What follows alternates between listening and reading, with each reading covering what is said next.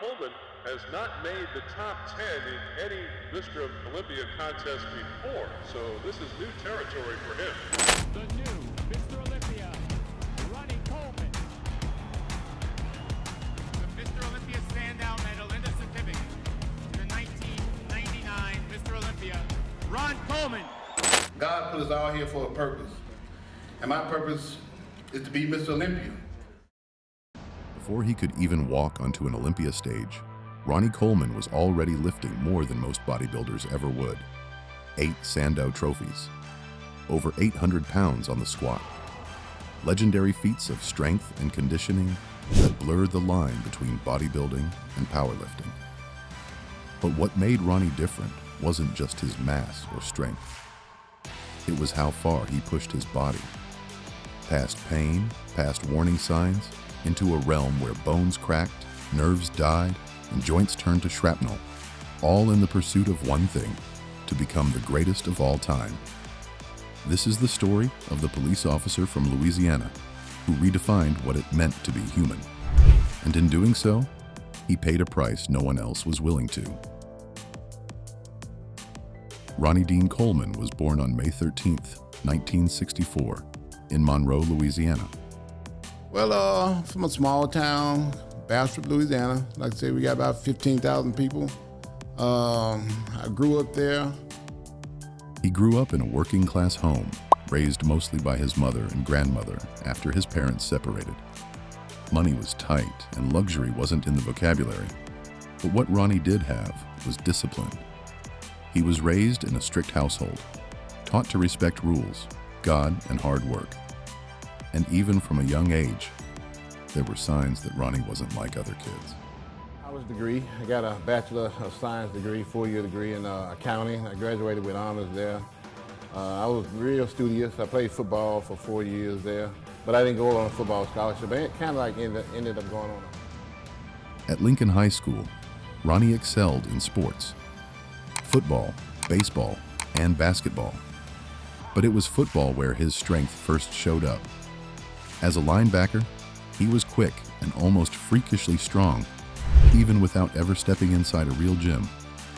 After high school, Ronnie earned a scholarship to Grambling State University, where he played under the legendary coach Eddie Robinson. He studied accounting, and football was his focus. I was real fortunate that I graduated with honors in accounting because I studied every single day. Accounting? Accounting, yeah. But when his college career ended, reality hit. He had a degree, but no job. His dreams of playing in the NFL didn't pan out. And for a while, he drifted, working odd jobs at Pizza Hut and in local offices. And I just took the first thing that came along, that first guy that offered me a job, and it was Domino's Pizza. That's when fate intervened, in the form of a job application at the Arlington, Texas Police Department. Now that is not the case with Arlington Police Officer Ronnie Coleman. He's received worldwide recognition in bodybuilding and probably can't get any more physically fit. Ronnie was hired as a police officer in 1989.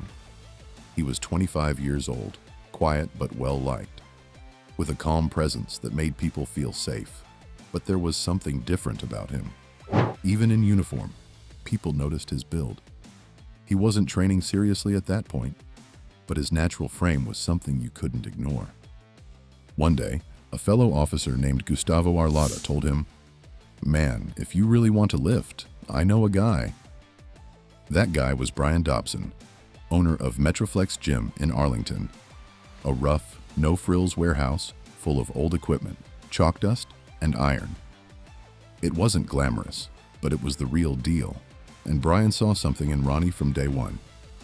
He offered Ronnie a free lifetime gym membership, under one condition: Ronnie had to compete in a bodybuilding show. It sounded insane. He said, "I tell you what," he said, "I give you a free membership to this gym if you compete in this show coming up in like 3 months. He's like, I'll teach you how to." Ronnie had never even watched a bodybuilding contest, let alone imagined himself on stage, but he agreed. Turn to the right.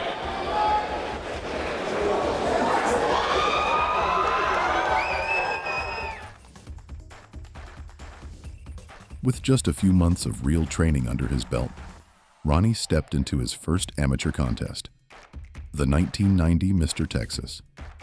He had no clue about posing, dieting, or even tanning.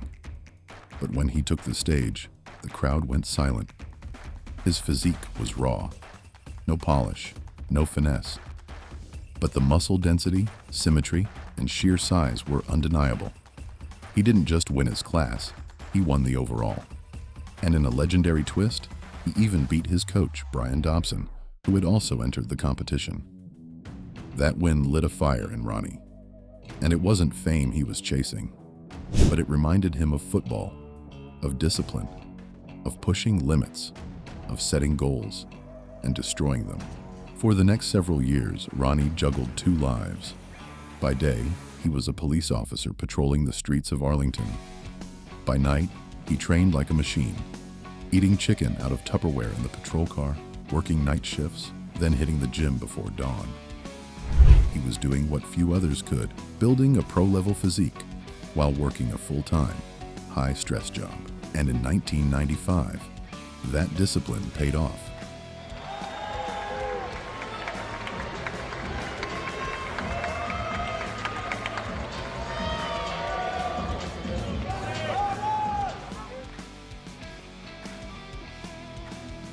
By the mid-1990s, Ronnie Coleman had already earned a reputation at the amateur level as something of a physical anomaly. He was massive, symmetrical, and naturally gifted with dense, thick muscle bellies that looked more like a Greek sculpture than a rookie bodybuilder. But he wasn't polished. Not yet.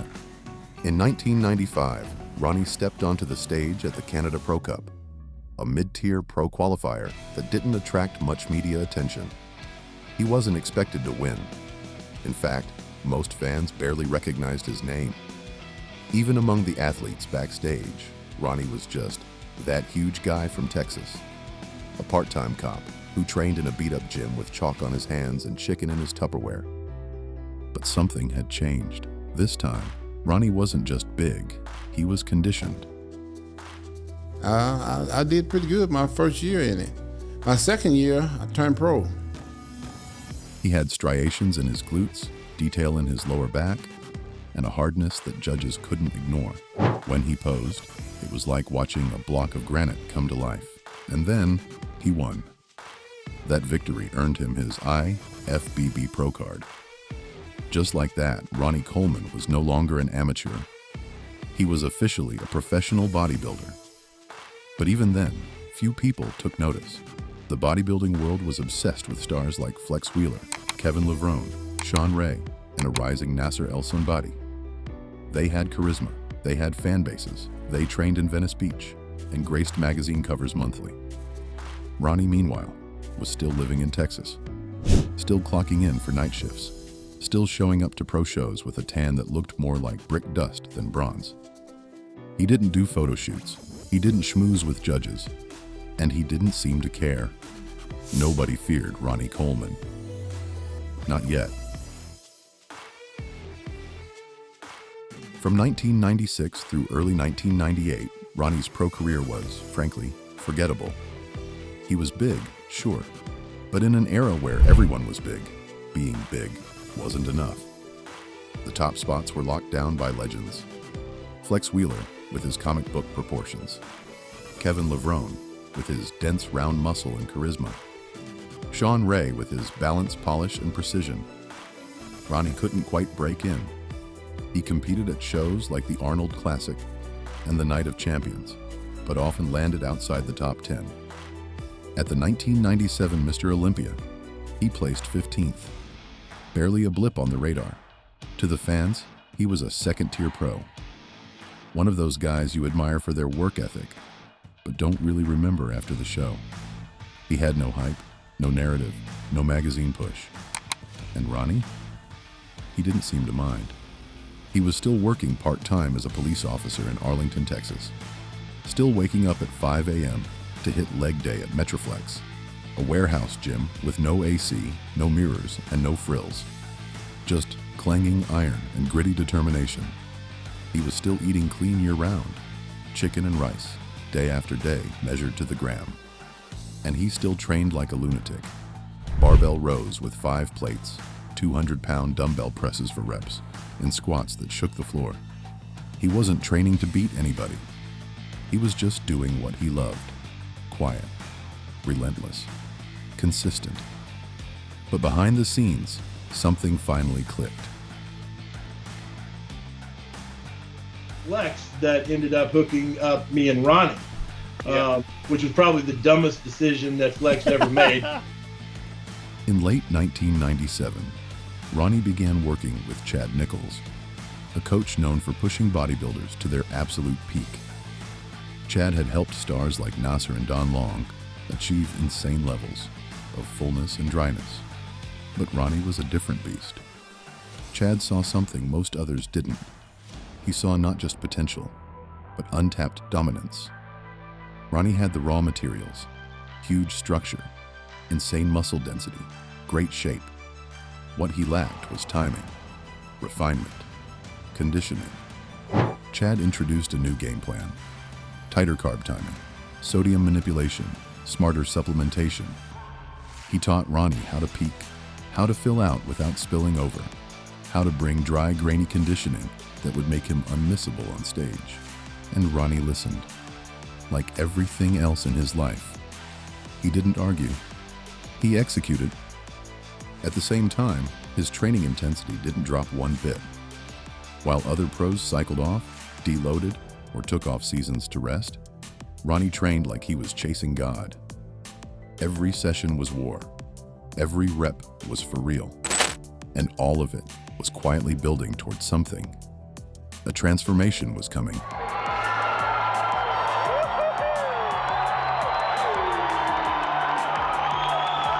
Gentlemen, relax.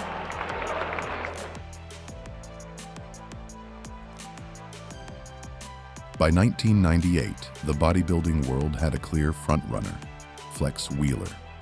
The man had everything: symmetry, proportions, charisma, and a fan base that viewed him as the heir to the throne. With Dorian Yates retired after a controversial 1997 win, the Olympia stage was wide open. Everyone expected Flex to take it. No one, not the fans, not the commentators, not even the other competitors, expected Ronnie Coleman to win. But when he stepped onto that stage, the entire room shifted. Ronnie had arrived in a form nobody thought possible: 247 pounds of dense, grainy muscle, peeled conditioning, and perfect fullness. His back looked like it had been carved from stone. His legs were enormous. His waist was tight. And most of all, his energy was different. Calm, confident, and just unbothered.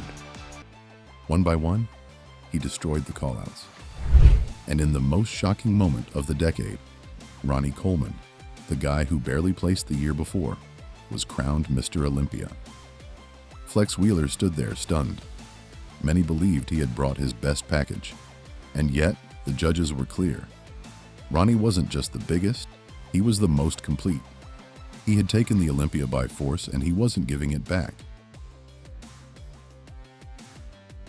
The win wasn't a fluke. In fact, it marked the beginning of a reign so dominant, it made Dorian's 6 titles look vulnerable. In 1999, Ronnie came back bigger, pushing nearly 260 pounds while maintaining shocking detail. He won again and again and again. From 1998 to 2005, Ronnie would win 8 consecutive Mr. Olympia titles, tying Lee Haney's record. His physique in 2003 is still widely considered the most muscular and complete in bodybuilding history. A 287-pound stage weight with visible striations and peeled glutes. That year, Ronnie obliterated the lineup. Nobody came close. And yet, every year, he got better.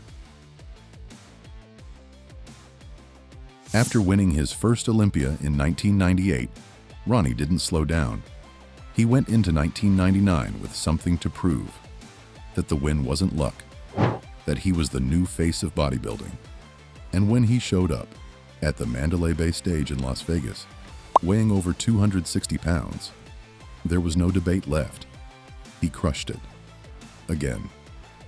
From 1999 through 2004, Ronnie Coleman was untouchable. 8 Sandows, no asterisks, no close calls. Even his rivals, some of the best bodybuilders of all time, couldn't beat him on their best day. Flex Wheeler, Sean Ray, Kevin Levrone, Chris Cormier, Jay Cutler. They all stood beside him. They all came in diced, and they all went home with second place. The key wasn't just his size, it was his conditioning. Ronnie could show up with almost 290 pounds of stage muscle and still have striated glutes, cross-striated quads, and separation in every pose. His lats exploded like wings, his biceps were peaking bowling balls, and his back, arguably the greatest in the history of the sport. But behind the charisma, behind the smiles, and 800-pound deadlifts, something else was brewing. Yeah. All right. Go. Oh, yeah.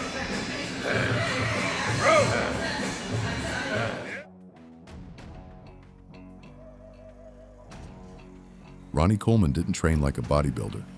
He trained like a man trying to rip the roof off the building. At a time when most elite pros were chasing the perfect pump with machines, cables, and finesse, Ronnie was outside the mold and outside his mind. While others talked about stimulate, don't annihilate, Ronnie was doing the opposite. He annihilated everything. Every workout was a battle. Every rep, a war cry.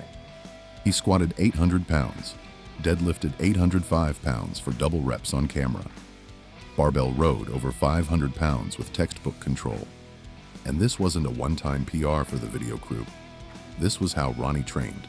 Every week, every year, off-season or prep, it didn't matter. And he wasn't faking it for the camera. The proof? Just watch The Unbelievable or Cost of Redemption, 2 of the most iconic bodybuilding DVDs ever made. No lighting, no filters, just Ronnie, soaked in sweat, throwing around weight that would make powerlifters wince. At Metroflex Gym in Arlington, a furnace of iron and concrete with no air conditioning, Ronnie would begin leg day with 600-pound squats like it was a warm-up. Then he'd move to the leg press, 2,300 pounds. 10 plates aside? Not enough. Add more. He'd rep it like it was nothing. And when he finished, he didn't collapse. He smiled.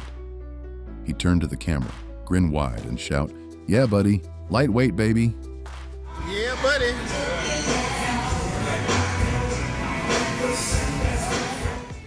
For Ronnie, the pain was fuel.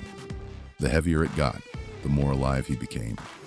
But here's the truth that every iron addict knows deep down. The body keeps the score. Every heavy squat chips away at your cartilage. Every deadlift compresses your spine a little more. And when you do that for over a decade, with no breaks, no taper, no recovery phase, the body eventually starts fighting back. And Ronnie didn't believe in backing off. He never deloaded, never cycled down. He went full throttle from January to December, treating every set like the world was watching, even if no one was. And for years, his body held the line, until one day, it didn't. The first signs came around 2002. Small, almost easy to dismiss at first. Some tightness in the lower back. A numb foot here, a shooting pain down the hamstring there. It's the kind of stuff most lifters chalk up to being just sore. But for Ronnie, the discomfort became harder to ignore. The sciatic nerve, that infamous pain pathway that runs from your lower spine all the way to your heel, started lighting up. Long flights became painful. Walking started feeling uneven. His hips began to shift when he posed. And backstage, the smile sometimes faded. Still, Ronnie said nothing. He trained through it. He squatted through it. He kept loading 8 plates per side because in his world, lightweight baby was no joke. It was the mantra that made him invincible, and that's what made 2003 so shocking.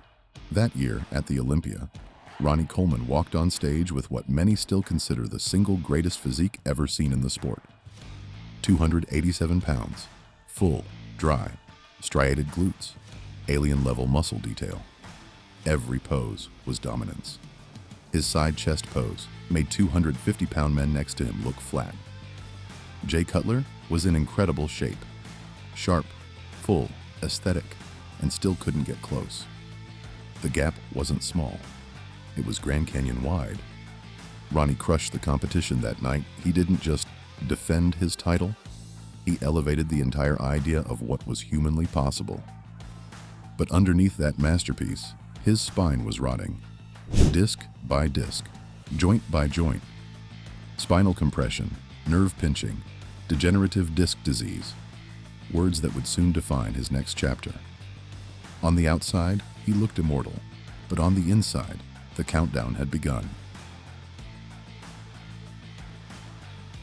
Hey, Muscle and Strength, here at Ronnie Coleman's residence in Arlington, Texas, and I want to show y'all my trophy case. This is my full trophy case of all of the trophies I accomplished. By 2004, Ronnie had 8 Sandow trophies, tying Lee Haney's all-time record. And while his physique was still dominant, the cracks were beginning to show. Not in his posing, but in his body. The pain was no longer occasional. It was constant. Still, in 2005, Ronnie stepped back on the Olympia stage chasing number 9. Jay Cutler, who had steadily improved year after year, brought his best package ever. The crowd felt it, and the judges felt it. But somehow, Ronnie edged him out. It was controversial. Even Ronnie later admitted, that was the closest I ever came to losing. Many felt Jay should have won that night, but Ronnie held on. And with that, he became the only man in history to win 8 straight Mr. Olympia titles. He stood alone, and he would never win again. In 2006, Jay came back bigger and better. Ronnie, on the other hand, came in off. Still huge, but the sharpness was gone. The flow was gone. The spark dimmed. The toll of years of heavy lifting and ignoring injury was showing. Jay finally took the crown. Ronnie placed second. And in 2007, at age 43, Ronnie stepped onto the Olympia stage for the last time. The same man who once looked immortal now looked human. He finished 4th, and just like that, the reign was over. What happened next was one of the most heartbreaking transformations in sports history. From 2008 onward, Ronnie underwent over a dozen major surgeries. 13 surgeries. Eight back, like 2 or 3 hip, 2 or 3 neck.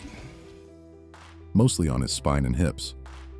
We're talking multiple spinal fusions, disc replacements, and metal rods, inserted just to stabilize his spine.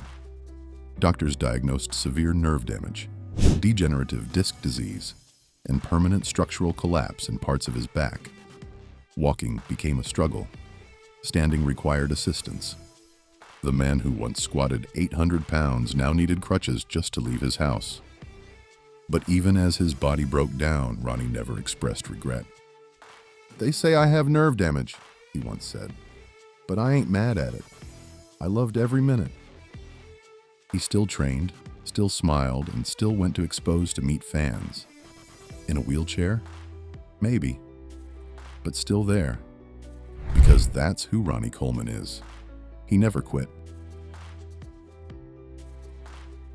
Ronnie Coleman isn't remembered just for his 8 Sandows. He's remembered for his attitude, his discipline, his work ethic, his kindness, his humility. He trained harder than anyone else, lifted heavier, suffered more, and gave his body completely to the sport of bodybuilding until there was nothing left to give. Today, Ronnie owns a successful supplement company. He has millions of fans. He's an icon, not just in bodybuilding, but in life.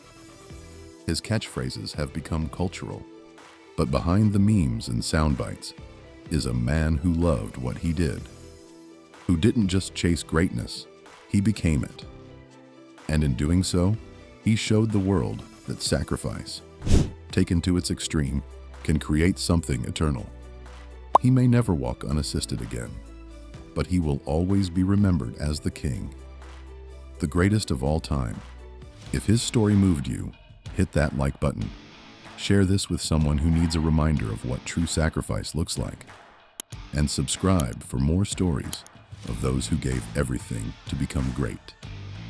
Because sometimes the crown costs everything, but the legacy, that lasts forever.